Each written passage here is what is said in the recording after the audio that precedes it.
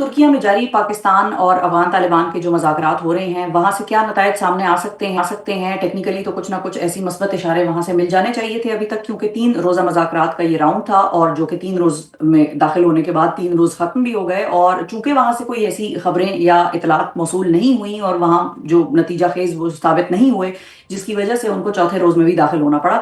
اب وہاں سے کس قسم کی خبریں نکلنے کا امکان ہے؟ کیا یہ مذاکرات ہم کامیاب سمجھیں یا ان مذاکرات کو ناکام ڈکلیئر کر دیا جائے؟ بھارت کا کیا رول ہے اس وقت افغانستان اور پاکستان کے درمیان جو سچویشن ہے اس کے اندر؟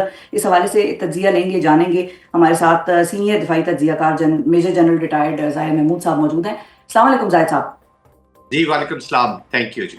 بہت شکریہ زاہد صاحب۔ سب سے پہلے تو یہ بتائیے کہ ابھی تک کی جو افغان طالبان کے ساتھ پاکستان کی بات چیت ہے، جو پیش رفت وہاں پر ہوئی ہے، آپ کو کیا اشارے نظر آ رہے ہیں؟ کتنا مثبت، کتنا منفی، یا کچھ درمیان کا آپ کو لگ رہا ہے یہ سارا جو بھی ایک ایپیسوڈ چل رہا ہے؟ جی شفا، ابھی تو جو وہاں پہ سچویشن ہے جی، دس از ناٹ ویری انکریجنگ۔ ہم تو پہلے بھی ایک کاشیس اپٹمزم تھا اس کے ساتھ جڑا ہوا، بٹ جس طرح کی وہاں سے اطلاعات آئی ہیں اور جو انفارمیشن شیئر کی گئی ہے وہاں سے ہمارے ساتھ، وہ I think this is not encouraging.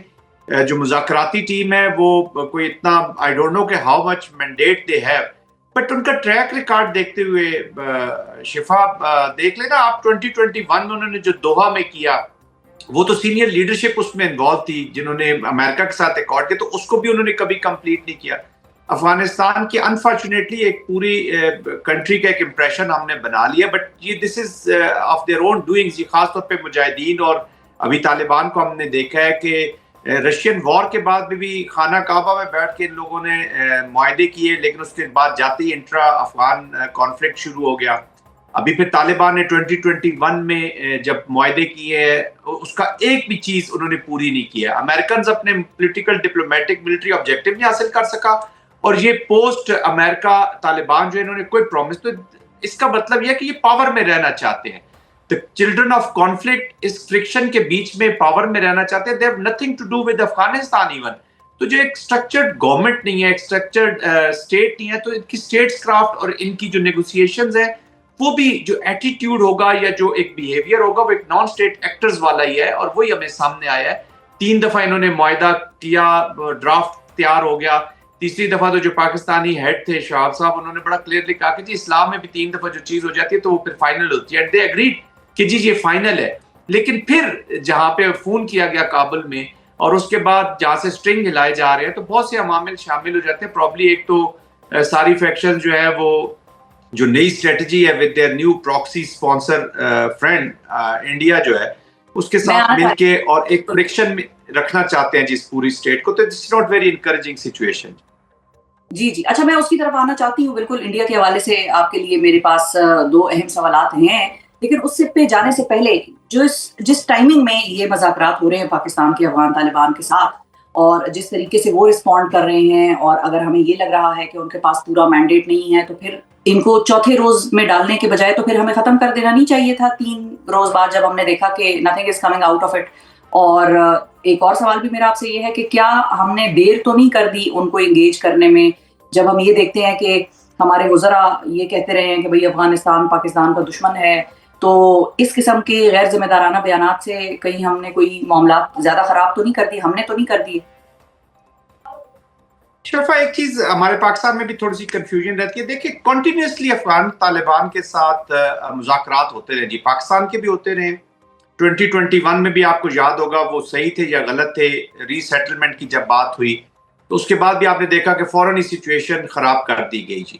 اس کے بعد فرینڈز بھی ان سے بات کرتے رہے، سعودی عربیہ نے بات کی ہے، قطر نے کی ہے، چائنا کے ساتھ ہمارا ٹرائلیٹرل چلتا رہا، تو ڈائلاگ تو کنٹینیوسلی ہو رہا ہے۔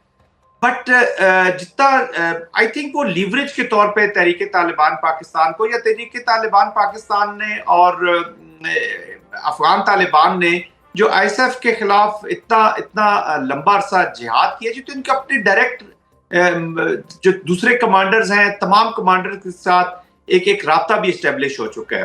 سیکنڈلی افغانستان کے اندر میں دیکھتا ہوں کہ اوورال تو طالبان اپنا کنٹرول دکھا رہے ہیں کہ جی ہمارا حکومت ہے، ہم پاور میں بیٹھے ہوئے، لیکن مجھے لگتا ہے کہ انہوں نے ریجنز بانٹ دی ہیں جی۔ جو کمانڈر جدھر جدھر پاورفل ہے انہیں کہا گیا کہ جی آپ فرنچائز کا بورڈ تو طالبان کا لگا لے اور اپنی پھر اتھارٹی وہاں پہ کرے. That's why they are not even coming with any agenda of Afghanistan جی.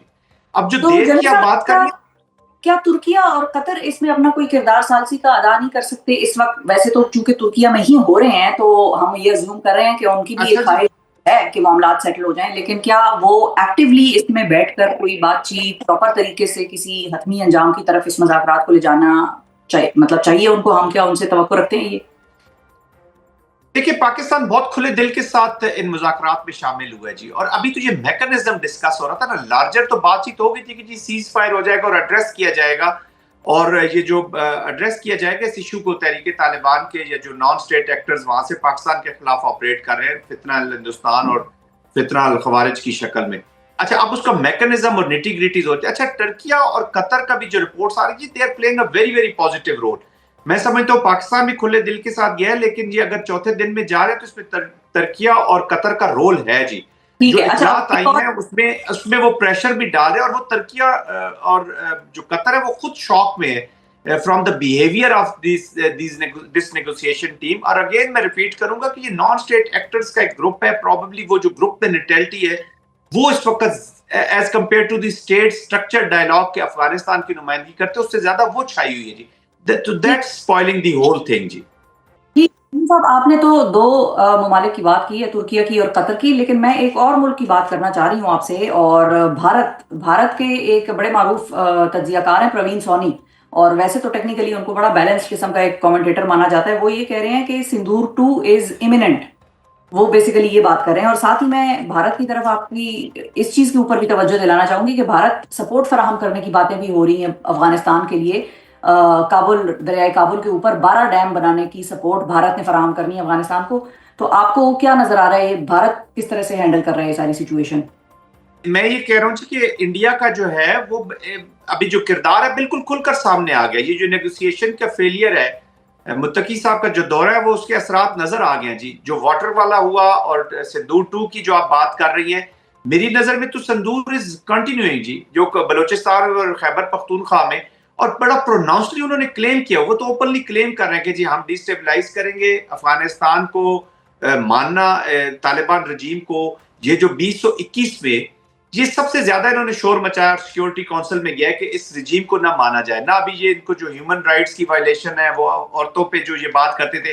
اور انڈیا کے اندر بھی ایک سیریس اسٹریٹجک تھنکرز ہیں, جو طبقہ ہے وہ اس کے خلاف ہے کہ یہ طالبان رجیم کو انڈیا نے مان کر اپنا جو ایک ڈیموکریٹک اور سیکولر چہرہ تھا اس کو مسخ کیا ہے جی. But this is their part of their policy. اور سندور از آن جی. سندور کو میں کبھی نہیں کہتا کہ ختم ہو گیا, ذرا اس نے ہائبرڈ والا اور یہ افغانستان کولیبوریشن کے ساتھ اس کو جوائن کنٹینیو کر لیا. پاکستان کاؤنٹر سندور 2, ہم اس طریقے سے کوورٹلی کیا کر رہے ہیں to counter Sindoor 2؟ Pakistan I think جی کوورٹلی کی تو نہیں, ابھی تو اوورٹلی ساری چیزیں کر رہا ہے, اور بڑا کلیئر استفا سگنل ہوئی ہے جی. یہ جو طالبان کے خلاف قندھار اور کابل میں جو چیزیں ہوئی ہیں whatsoever, that is clear indication کہ Pakistan now will use all available means.